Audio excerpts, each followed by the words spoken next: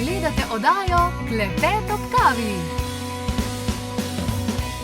Lepo pozdravljeni, danes bomo govorili o visokem krvnem tlaku, kako ga torej znižati. Predstavili bomo načine, kako si pomagati s hrano, kako si pomagati z zdravimi navadami in seveda tudi, katera prehranska dopolnila so lahko v pomoč. Za začetek pa poglejmo samo statistiko. Kar 50% Slovencev naj bi imeli težave s tem, da imajo previsok krvni tlak in vemo, kam to vodi, dejansko odpoved ledvic, odpoved srca in seveda tudi posledično v kap. In če pogledamo, ja, kar precej je tega, v Sloveniji namreč 2800 smrti letno zaradi posledice možganske oziroma srčne kapi in pa 9 milijonov smrti letno. Tako da ni to čisto zanemarljiva zadeva, ne? Je vredno, da se poslužujemo vseh načinov za to, da ga znormaliziramo in danes bomo torej obravnavali vse to. V moji družbi je Marija Kočevar, lepo pozdravljena, dobrodošla. Začneva s hrano, ker pri hrani se vse začne in konča, ne? Kar se tiče visokega krvnega tlaka. Tako je, in pa hrano je lažje obvladovati, ker mi imamo najboljšo kontrolo lahko nad tem, kaj uživamo, kaj si damo na krožnik in kaj pojemo.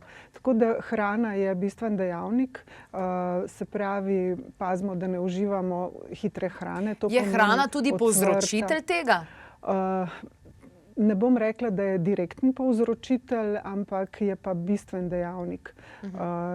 Ker če je vse drugo v redu, potem hrana ne bo imela tako močnega učinka. Ampak seveda, ker živimo tako, kot živimo, se nam mudi, smo malo pod stresom in potem jemo glih karkoli, tisto, kar je najhitreje in kar nam najbolj zbudi brbončice. To so ponavadi ocvrte stvari ali sladke stvari, ki imajo veliko beljakovin, pohane, ne? Tako. Od krompirčkov do pohanega mesa in jedi na žaru recimo tudi niso primerne. To so jedi, ki so težko prebavljive, ponavadi vsebujejo še veliko natrijevega glutaminata, ne samo soli, pa še vse drugih aditivov in vse to nam po eni strani nas dehidrira in že to samo po sebi dvigne tlak in pa povzroči vnetja v telesu, tista drobna mikrovnetja na celični ravni in tle se jih ne zavedamo, dokler ni nekaj hudo narobe. Tudi živila verjetno, ki nas zakisajo, ne? Ja. Neverjetno je, koliko raziskav pač govori o tem, da pač enostavno je treba bolj alkalno hrano uživati, ne? Ja, ta živila že po naravi so taka, da izčrpavajo telo. Se pravi, da zakisajo telo, to pa pomeni, da za svojo presnovo porabijo vse bazične snovi, ki jih imamo v telesu, se pravi minerale in encime, zato da jih telo sploh presnovi. In se pravi, izčrpavajo telo in ker naše zaloge niso neizčrpne, smo potem zakisani, se pravi, ostanejo kisli presnovki v medceličnini, v krvotoku. Zelo konkretno bova govorili o tem, katera hrana, nekaj primerkov seveda imava tudi na mizi. Preden greva k rešitvam, kar se hrane tiče, katere navade pa so tiste, ki tudi povzročajo to, da imamo previsok krvni tlak? Verjetno to, da pozabimo piti, ker pač nismo žejni, oziroma nekateri celo zamenjujejo, tudi meni se je to dogajalo, da je zamenjana lakota pa žeja, ne? Predvsem popoldan. To se pogosto dogaja. Res je, da premalo pijemo, ampak še bolj je to, da premalo pijemo pijač, ki niso diuretiki. Mi pijemo, se rečejo, veš, saj dosti tekočine pijem, 2 kavi ali pa čaje. Pa sem 3-krat že danes cviček. Ja, ali pa alkohol, seveda, tudi če je samo špricer. To so zelo močni diuretiki in v resnici nekateri če je to pol deci kave ali pa 2 deci vina, izčrpa iz telesa več decilitrov, tudi po pol litra tekočine. Tako da tle moramo malo paziti, se pravi, pijemo vodo, čisto vodo, kompote in pa ne sladkanih pijač. Še posebej ne gaziranih sladkanih pijač. Tako da tle je skoraj enako nevarno kot alkohol. Tako da voda, kompoti in pa čaji, ki niso diuretiki, to pomeni kakšne kamilice, koprive, zdaj v sodobnem času vidim finto, pa rečejo, ja, saj gremo v trgovino, pa si kupim vodo z okusom. Ja, to je moderno, zato da imamo občutek, da imamo veliko izbire, ampak veste, ta okus, to bi morali gledalci vedeti, to ni naravni okus vode, to je kemikalija. Vse okuse se danes da v laboratorijih narediti popolnoma identične po vonju in okusu, kemično pa niso čisto identični, zato ker to v naravi imamo žive snovi, ki se drugače vrtijo, kemikalije so pa drugo in spet zakisajo telo oziroma ostanejo nekje, ker telo ne ve, kaj bi z njim počelo. In zaradi tega v telesu zadržuje vodo, seveda tudi mora dvigniti pritisk, zato da lahko hranila pridejo v možgane, v vse organe, ker jih je premalo.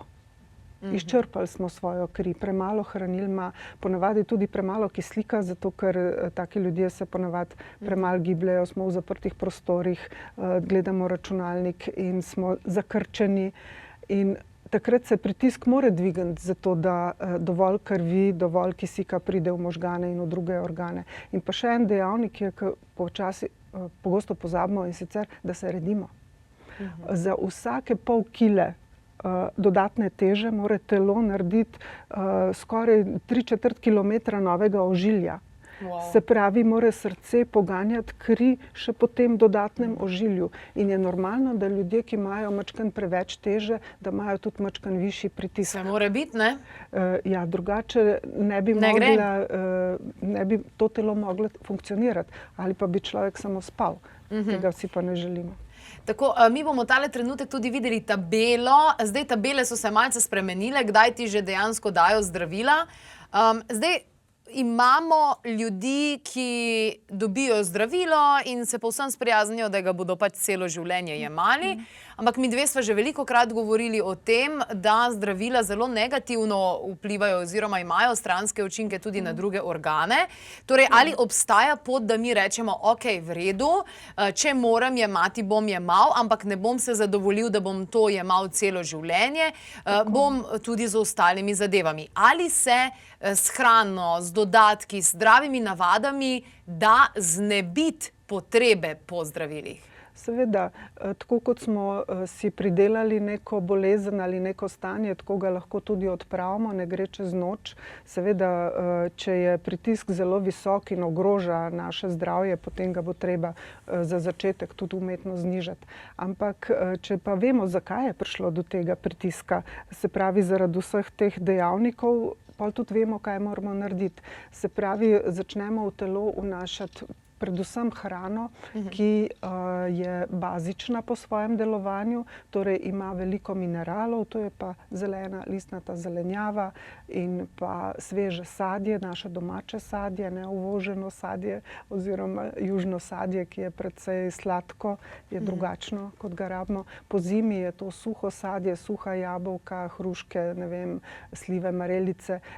Iz tega delamo kompote, to pomeni, da eno pest suhega sadja namočimo v vročo vodo, 1 liter vroče vode in pustimo, da se ohladi.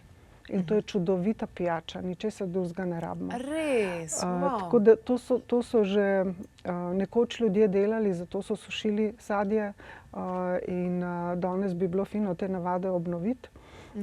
Potem pa moramo nekako si urediti življenje, narediti urnik. Najlažje je, če vzamemo svinčnik pa papir in napišemo zjutraj, kaj je treba najprej narediti. Jutranja rutina. Tako, v jutranji rutini dodamo pitje vode, ne nujno kave. Jaz sem bila vedno velik kofetar. Še danes jo imam rada, ampak danes lahko živim brez kave, čisto komot. Nekoč pa nisem mogla, me je glava bolela in tako naprej. Ampak ko sem začela zjutraj piti vodo, pa sem dodala noter še C-vitamin ali pa magnezij, ki je čudovit, je minila potreba po kavi. Potem od takrat naprej pijem mogoče 1 kavo na dan ali pa še ne. Samo iz čistega užitka v družbi, zato ker mi je fina. Ampak to potrebo po tistem jutranjem ritualu sem zadovoljila s to vodo, ker si lepo pripravljam počasi. Voda nam je zjutraj nujna. Potem pa, ko pripravljamo, kaj bomo jedli, mi gremo v službo, se nam mudi, kaj bomo vzeli s seboj ali pa kaj bomo kupili, kaj bomo jedli za malco, za kosilo, boljše, da si to prej pripravimo. Ne kupujemo tistih hitrih stvari, Nimamo takrat izbire, ne? Jaz imam zmeraj zraven ekozelenja, za vsak slučaj, če slučajno pozabim. Jaz imam jabolka vedno s seboj. Seveda ne moreš vsak dan živeti na jabolkih, če hodiš v službo, ampak da se pa spet neke navade, neko rutino vzpostaviti, da si doma pripravimo. Se pravi, zlato pravilo, planiraj vsaj en obrok vnaprej. Tako. Torej, kot smo že slišali tale trenutek, torej, več živil, ki so alkalna oziroma nevtralna, seznam le-teh najdete na klepet@kavi.si. Celoten seznam, vsekakor, to niso šnicli, ne? Ampak so to seveda vse vrste zelenjave, predvsem zelenolistnata zelenjava, pa veliko sadja in vsega ostalega. Potem torej nasploh več vode, predvsem zjutraj in v dopoldanskem času, kaj ne dan? Takrat jo najbolj potrebujemo, takrat se tudi telo čisti, popoldne pa mu damo kaj več, kar bo hrana, da bo ponoči lahko potekala tista izgradnja, regeneracija telesa. Torej več tudi na svežem zraku? Ja. To je pa tretja stvar, gibanje na svežem zraku. Ne glede na to, kakšen življenjski ritem imamo, nujno potrebujemo gibanje. To je v naši naravi in vsaj pol ure hoje na dan, ampak orenk hoje, ne postopanja, ampak hoje tempo, smo temu včasih rekli, bo naredilo veliko razliko. Kajti to spodbudi normalno dihanje, globoko dihanje in že z globokim dihanjem pospešimo izmenjavo kisika, očistimo pljuča in se vsi organi postavijo nazaj na svoje mesto. Poleg tega, takrat, ko hodimo, fino je imeti dobre čevlje, takrat, ko hodimo, se celo telo postavi v svoj naraven položaj in vsi organi dobijo svoj prostor in začnejo normalno delati. Tako da to je nujno. Zato je pogosto pravijo, da je treba po kosilu iti na sprehod ali pa vsaj sedeti v eni drugačni pozi, recimo v jogi je to vardžasana, tisto, ko klečiš na kolenih, in 5 minut ali pa hoja. In za naš življenjski slog je hoja bistvena, ker preveč mirujemo, preveč sedimo in smo v takem zatohlem zraku, zaprtem. Omenila si kisik, vemo pa, da dejansko klorofil je tisti, ki nam pomaga, se pravi zelene stvari. Tako, to je najbolj glavna hrana, zelena listnata zelenjava.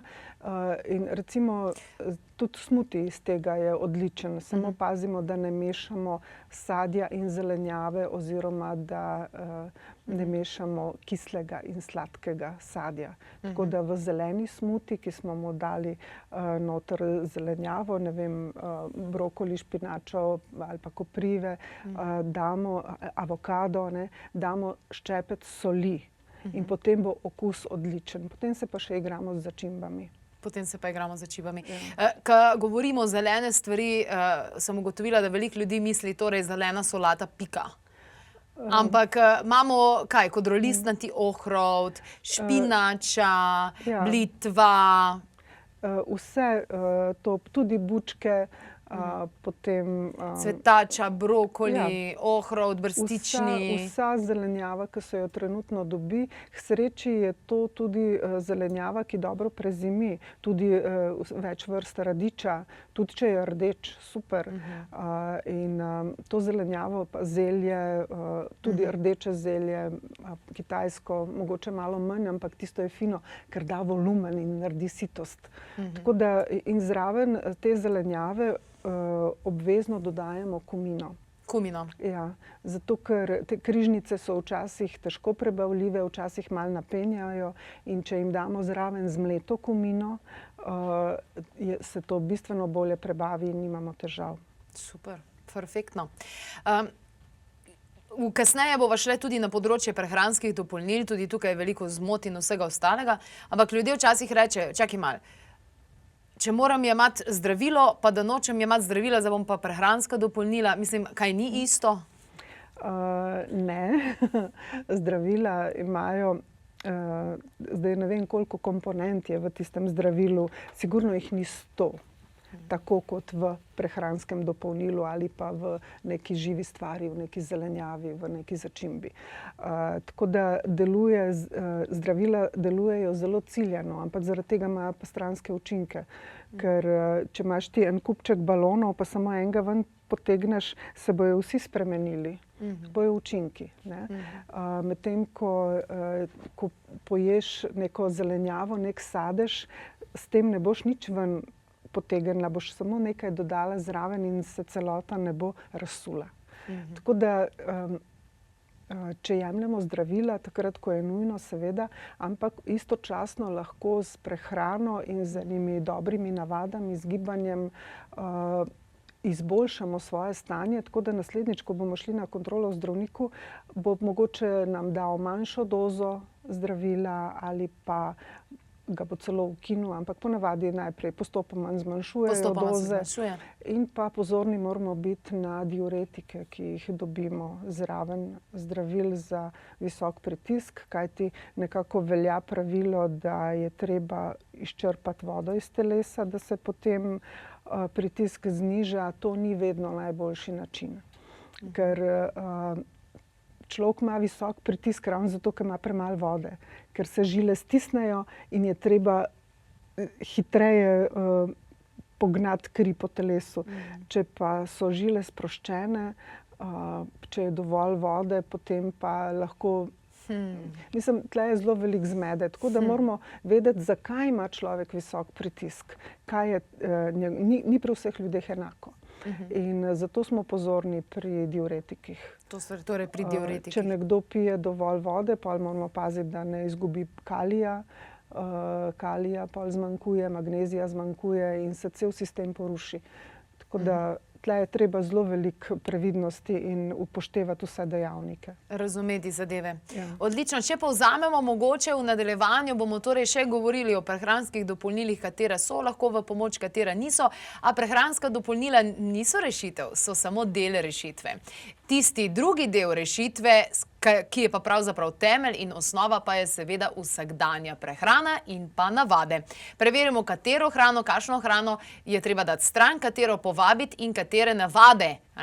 Torej, kot smo že omenili, v splošno uživati več zelenjave, več sadja, zelenjavnih sokov, zmanjšati oziroma povsem izločiti meso in mlečne izdelke, torej sirčke in tak naprej, pa sladkor, belo moko, transmaščobe, se pravi vse te pohane zadeve, potem zmanjšati oziroma povsem izločiti kavo, kako vas je zabolel, pa tobak, alkohol, tudi s tem je to povezano, več čiste vode, predvsem v dopoldanskem času, vsaj pol ure na dan na svežem zraku, migat, zeliščni čaji, kompoti in pa zelo bo v veliko pomoč tudi meditacija in pa dihalne vaje, ki jim pravimo pranajame, ki dejansko instantno delujejo. V nadaljevanju pa še magnezij. Magnezij je tukaj bistvenega pomena, kje ga lahko dobimo, skozi katero hrano, potem seveda omega-3, na kaj moramo biti pozorni, kajti veliko ljudi uživa omega-3, pa zraven dobijo tudi težke kovine, zaradi tega, ker vemo, da so ribe precej že kontaminirane z različnimi zadevami, no potem pa v nadaljevanju tudi več o tem, kaj iz hrane in kaj torej dodati. V moji družbi bo ostala Marija in vse to zato, da se lotimo visokega krvnega pritiska pri vzroku in na takšen način ga z ritmom in s pravimi odločitvami vsak dan spravimo tudi v normalo.